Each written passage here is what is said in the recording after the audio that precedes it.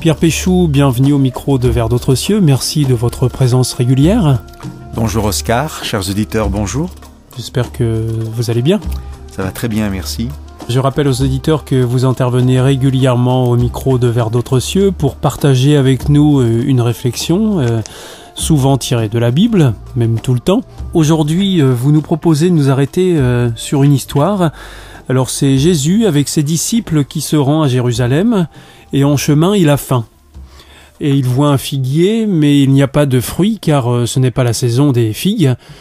Alors il dit à l'arbre que plus personne ne mange un fruit de toi. Et ensuite ils poursuivent leur chemin jusqu'à Jérusalem, il entre dans le temple et là il chasse les vendeurs du temple. Pierre Péchou, Jésus n'est pas dans un bon jour, visiblement, dans cette histoire. Bon, qui s'en prenne aux marchands du temple, on peut peut-être le comprendre, mais qui s'en prenne à un figuier, c'est un peu dur quand même. Oscar, cette parole de Jésus semble dure. Moi, en premier, elle me semble surtout inquiétante, étrange, parce que quelqu'un qui parle à un arbre, ça peut être quand même très inquiétant. Je fais un peu d'humour, mais lorsque nous savons que l'arbre dans la Bible symbolise l'homme, l'être humain. Si cette parole est dure, c'est très bien que Jésus l'adresse à un arbre. C'est un message pour nous, mais il l'adresse quand même à un arbre et pas à un être humain. Alors, l'arbre, le figuier ne porte pas de fruits. Jésus est dans le besoin et la faim, il attend du fruit. Si l'arbre représente l'être humain, Jésus vient vers nous parce que parfois il voudrait que nous portions du fruit.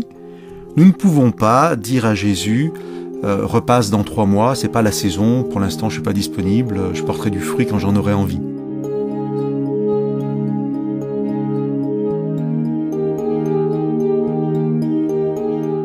Et Jésus attend quoi en particulier de notre part?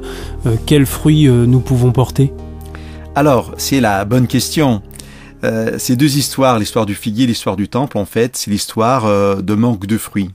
On a un figuier sans fruits et on a un temple sans fruits. Vous l'avez dit tout à l'heure, le temple est un lieu de prière. C'est le fruit qu'il doit porter. La prière et le pardon qui sont souvent liés. Et ce temple ne sert plus à ça. Donc le fruit que Jésus attend de nous va être explicité par la suite de l'histoire. Le lendemain, Jésus qui était retourné à Béthanie pour dormir, retourne à Jérusalem et au temple. Et là, il va passer à nouveau devant le figuier. Et le figuier a desséché. Les disciples sont surpris, et Pierre le fait remarquer à Jésus. Il lui dit « Rabbi, regarde, le figuier que tu as maudit s'est desséché. » Ce n'est pas une question, mais j'entends une question derrière la remarque de Pierre. C'est pourquoi le figuier est desséché. Vous parliez de paroles dures, c'est peut-être ce qui touche aussi Pierre. Donc c'est une image en même temps qui est transmise. C'est une image qui est transmise. Comment nous pouvons ne pas être desséchés? Donc si on accepte cette remarque de Pierre comme une question, c'est très intéressant d'être attentif à ce que Jésus va répondre. Et là, j'ai l'impression qu'il répond à côté de la plaque.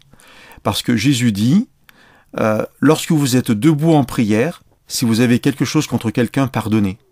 Voilà la réponse de Jésus au fait que le figuier soit desséché. On a l'impression que Jésus ne répond pas vraiment à l'interrogation de Pierre. Et vous pensez que finalement il répond à la question? Absolument. On parlait donc d'histoire sans fruits, un figuier sans fruits, un temple sans fruits. Eh bien, si l'arbre nous représente, si nous devons porter du fruit, votre question c'était quel fruit? Eh bien, en répondant à Pierre, Jésus nous répond. Jésus nous invite à être des temples vivants, ces lieux où en fait les personnes qui nous rencontreront pourront rencontrer la prière et le pardon. Le temple de Jérusalem n'existe plus depuis l'an 70. Aujourd'hui, nous ne nous rendons plus dans des temples, mais nous pouvons être nous-mêmes ces lieux de prière. Et Jésus dit, lorsque vous êtes debout en prière, votre première occupation, votre première visée, c'est que si vous avez quelque chose contre quelqu'un, vous pardonniez. Jésus nous invite à porter ce fruit qui est le fruit du pardon, pour être nous-mêmes libres, parce que celui qui pardonne est libre, mais aussi pour apprendre aux autres à pardonner. La phrase complète de Jésus est la suivante. Si vous avez quelque chose contre quelqu'un, pardonnez, afin que votre Père qui est dans les cieux vous pardonne aussi vos fautes. C'est une invitation, parce que si Jésus nous le demande, c'est que cela est réalisable par sa grâce, par sa puissance, à être ces lieux de prière et ces lieux de pardon.